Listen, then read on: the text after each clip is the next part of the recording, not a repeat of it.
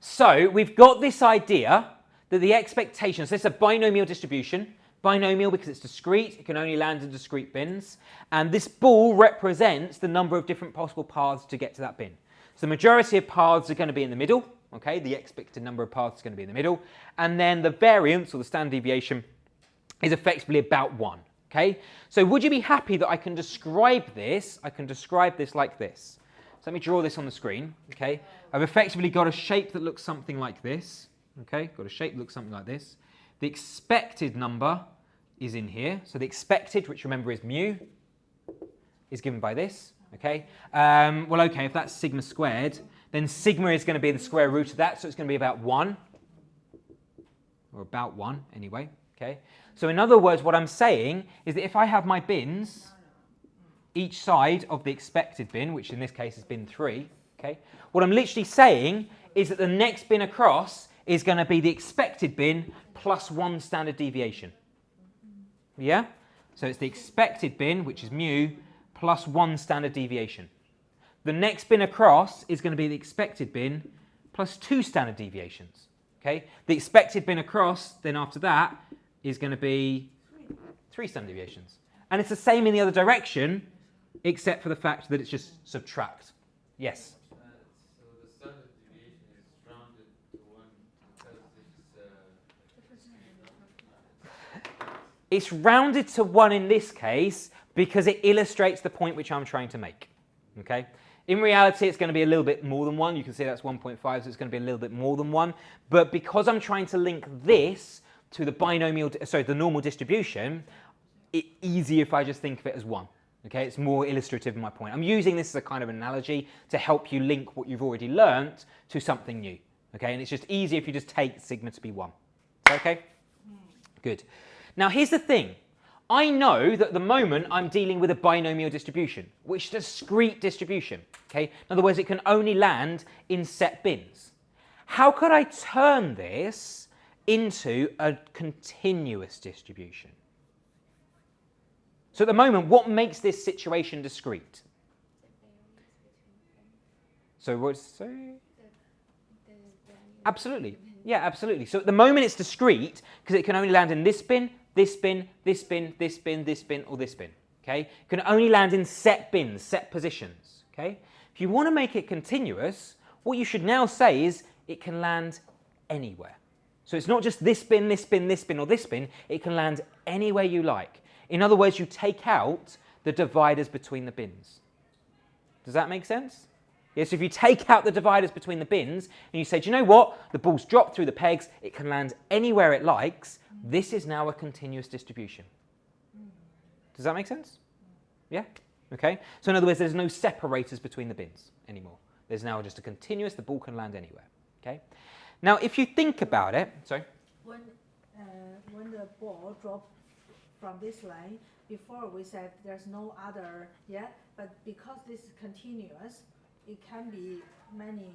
Absolutely. So it can now land anywhere it likes. Okay. So if you think about it, this is just simply a platform now. Assuming that the ball is like heavy enough it doesn't bounce or things like that. Let's assume it's a perfect situation. The ball's just going to land anywhere it likes and it's just going to pile up on top of each other. So theoretically, the ball could land way out over here, couldn't it? Yeah. Yeah. Or way out over there. Yeah. It can land anywhere it likes now. It can land anywhere it likes. Right? Okay, so this is now a continuous situation. Now, you've seen this situation here. It's literally the same as what I've drawn here. Okay, so you've got binomial, Poisson, they all follow this kind of shape, but actually, if you think about it from a continuous point of view, in other words, there's no separation between these things, this is now a continuous distribution. Does that make sense to everyone? Yeah? So binomial, remember, and Poisson kind of still had this shape, but it was sort of set positions. You happy with that? Okay. Whereas now, if you say it can land anywhere you like, in other words, you fill in all of these gaps, it can now land anywhere you like, you get this shape here. It's a continuous distribution. Does that make sense to everyone? Yeah? Okay, good. Now, if you think, I can think of this still as a discrete distribution, okay? But it's just the case when n tends to infinity.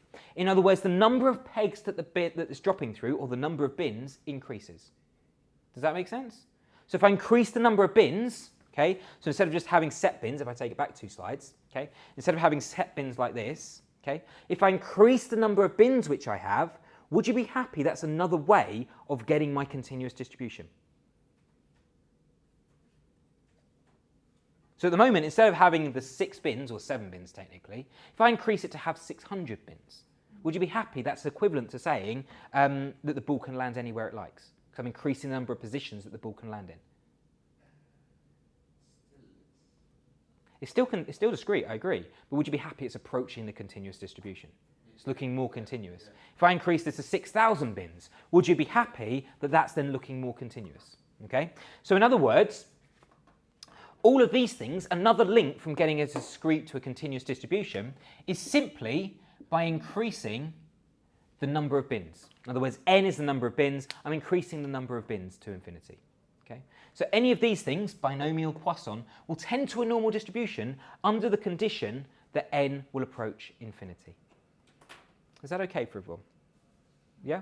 Good, fantastic. So here we go. This is literally just describing what I'm saying. This is the binomial Poisson distribution. It's discrete. It's got set gaps between each of the different bars. Okay. If I increase the number of trials, so n approaches infinity, I should get this shape here. And it follows this characteristic. So bear this in mind. Okay. The expected number is in the middle. The mean, the expected number is in the middle. And then from there are 3 kind of steps outwards from the mean. Okay? This is where the majority of your data should lie. So if you talk about data now, this is where the majority of your data should lie, and there's less probability out here. So in actual fact, this here would be the probability mass function of a normal distribution, okay? Where probability is given on the left-hand side, so on the y-axis, and on the x-axis is the outcome which you're expecting. So the expected number of outcomes should occur within 3 standard deviations of the mean, the majority of your data. Okay? Good. So there we go. Now, one final thing which you just need to get your head around, okay? When we were dealing with this, so the probability that an outcome would happen. So for example, for a binomial distribution, the probability that x equals x, can anybody remember it?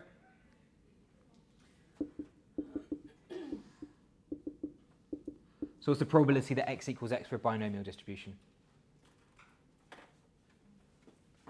So it'd be NCR times by, yeah. Absolutely. So probability that x is equal to some outcome. Okay. Can anybody remember it for a Poisson distribution?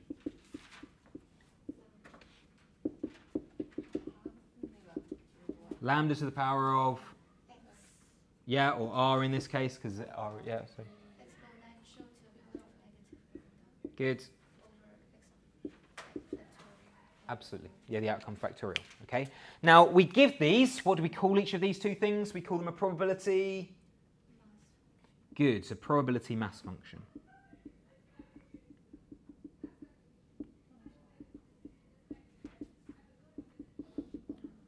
Or a PMF for short. Okay. Now we've got a similar kind of thing for a normal distribution. I'm not actually going to give it to you, because it's a little bit awkward, okay? But it is if you want it in the slides. Sorry, it is in the slides and it is also in the formula sheet. Okay, so let me see if I've got it in here actually. There we go, so it's there. So it's a bit awkward, okay? It's 1 over the standard deviation times by the square root of 2 pi, all multiplied by e to the negative x minus the mean, or the expected number, all squared, all divided by, is it 2 sigma squared? Yeah, 2 times the standard deviation squared. Okay. Now this is a bit awkward. I'm not expecting you to be able to use that. I'm not expecting you to be able to remember that. It is in the formula sheet if you want it. Okay, but I'm not expecting you to ever be able to use it, and I'll show you how we deal with probabilities in just a second. But we no longer call this a probability mass function. Because these 2 things are because these 2 things are discrete, when we deal with a continuous distribution, we just change one word. We change mass to density. Okay? So mass is to do with discrete, density is to do with continuous. And if you understand the difference between mass and density, okay, mass is just simply how heavy something is. Density is also to do with volume as well, so how much of it you've got. Okay?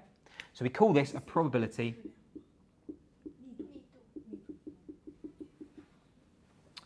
density function.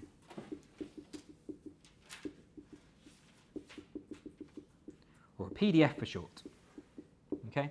So just be aware that if you're dealing with a binomial or a Poisson distribution, because you're discrete, you have to say probability mass function. Okay? If you're dealing with a continuous distribution, for example, the normal distribution, and you're trying to find the probability of an outcome, we say that this is the probability density function. Okay? They're the same thing, they still describe the probability of an outcome occurring. However, because these are discrete, you say probability mass function, and because this is continuous, you say probability density function.